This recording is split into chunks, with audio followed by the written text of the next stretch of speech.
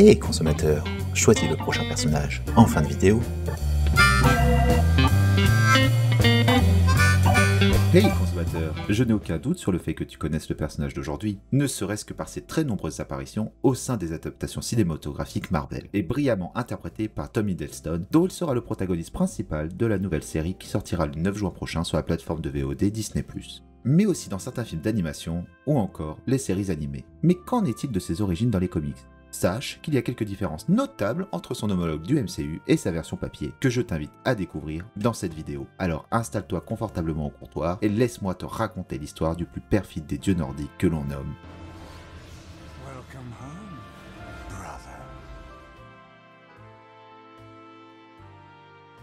Inspiré bien évidemment de son homologue de la mythologie nordique, Loki fut créé et scénarisé en 1962 par le papa Stan Lee, dont les présentations ne sont plus à faire, en étroite collaboration avec son bro Larry Lieber et le tout aussi cultissime illustrateur Jack Kirby. Cependant, avant la version actuelle connue de tous, une sorte de proto-Loki existait au sein de la même maison d'édition, qui portait alors un tout autre nom à l'époque, Timely Comics, et qui se renommera par la suite Marvel Comics.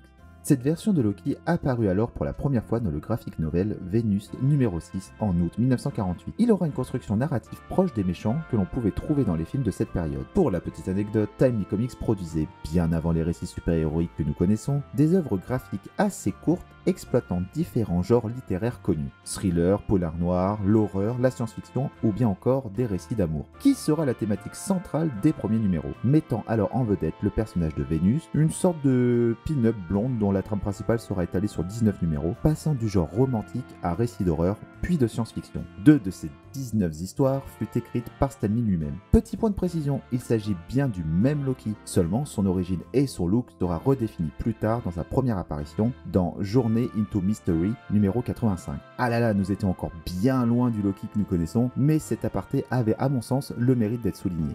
Enfin bon, revenons donc à nos moutons asgardiens.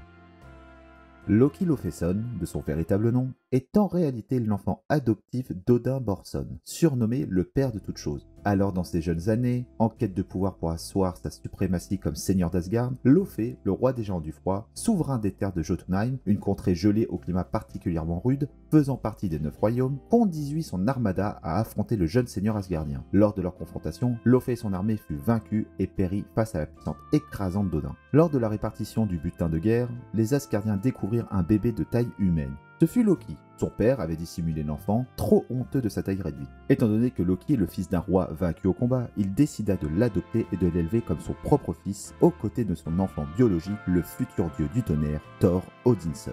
Loki, durant toute son enfance, sentit intérieurement les différences entre lui et sa famille d'adoption. Alors que les Asgardiens ne valorisent que la force, le courage et la noblesse d'esprit, qualité dont Thor faisait naturellement preuve à contrario de son frère adoptif Loki, une profonde jalousie s'empara de lui. Mais le futur dieu de la trahison ne manquait pas de qualité pour autant. Il se découvrit de réels talents pour la magie et la ruse. Il se plongea alors avec grande facilité dans les arts mystiques et occultes. Mais sa jalousie grandissante à l'égard de son frère le poussa à le tourmenter dès que l'occasion se présentait. Seulement, au fil des années, ses émotions se transforma en une véritable haine envers son frère, au point qu'il mit à exécution bon nombre de machinations machiavéliques afin de l'éliminer, passant de statut de dieu du mensonge à celui du malin. Au fur et à mesure de leur confrontation, Loki réussit bon nombre de fois à atteindre la plupart de ses objectifs, notamment sa quête de revendiquer le trône d'Asgard, dont Thor bénéficiera un jour dû à son sang. Mais ces victoires sont en général que temporaires. Son arrogance et sa nature belliqueuse font de Loki son pire ennemi. Pour exemple, il sera la pierre angulaire de la formation des premiers Avengers. Alors que Loki apprit que Thor fut exilé sur Terre, incarné dans un autre humain du nom de Donald Blake, dénué de sa mémoire du puissant dieu qui lui était, Loki profita de cette opportunité pour nuire à son demi-frère, et par le biais de plusieurs manipulations, réussit à faire s'affronter le géant de jade Hulk face à Thor. Mais c'était sans compter sur la présence de plusieurs héros lors de cet événement. Hank Pym et Janet Van Dyne, l'homme-fourmi et la guêpe, ainsi que Tony Stark, aka Iron Man. Déjouant ainsi le complot du dieu de la malice, les héros qui exerçaient alors en solo jusque-là deviendra ainsi la première grande équipe de la Maison des Idées. Et évidemment, en dehors des 4 fantastiques, mais eux sont plus considérés comme une famille d'explorateurs au pouvoir cosmique qu'une véritable équipe de héros indépendants jusque-là réunis pour une même cause. Autant vous dire que Loki regrettera amèrement d'avoir contribué à la formation de cette team. Et ce genre de blancs sont légion avec Loki. Pour arriver à ses fins, il prêtera main forte à bon nombre de méchants, voire en créer tout simplement. Amora l'Enchanteresse, Scourge l'Exécuteur, Surtur le Démon des Flammes, l'Homme Absorbant, le Destructeur, ou même sa propre fille Hela, la déesse des enfers asgardiens. Et ce n'est qu'une liste non exhaustive de ses nombreux partenariats. Mais Loki n'a pas toujours penché du côté du mal, notamment lors de sa résurrection en enfant. Après les événements de la série Siège,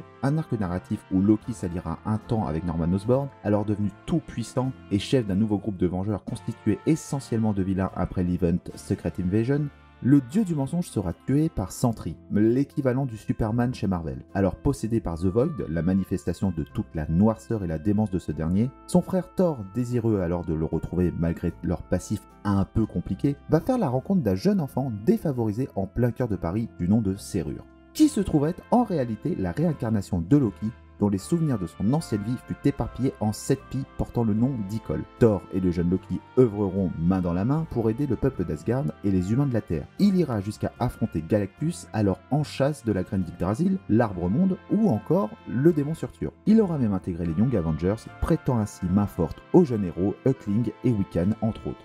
Mais tel le manipulateur qu'il fut, sa réincarnation et la perte de sa mémoire étaient le fruit d'un plan orchestré par son incarnation précédente. Et la mémoire retrouvée, Loki ne mettra pas longtemps à se détourner de la voie du bien. Il ira même jusqu'à essayer de devenir président des États-Unis. Mais cet arc mériterait un épisode entier dessus, peut-être pour une prochaine fois.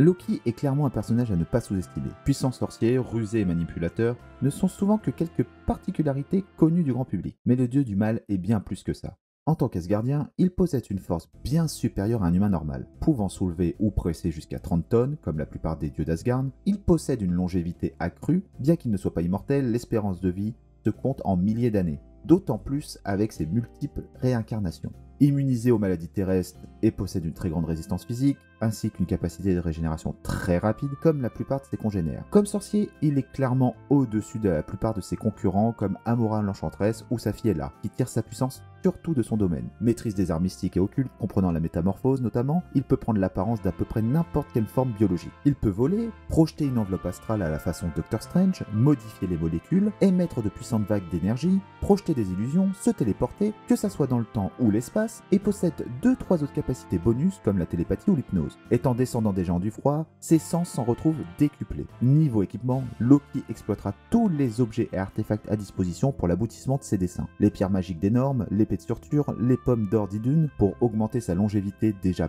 bien grande qu'il devra consommer de façon régulière. D'ailleurs, cette pomme fait l'objet d'un arc scénaristique des 4 Fantastiques particulièrement sympathique, avec les membres de cette famille retournant dans leur propre passé pour en réunir les morceaux. Si vous savez de quoi je parle, n'hésitez pas à y aller de votre petit commentaire en dessous de la vidéo.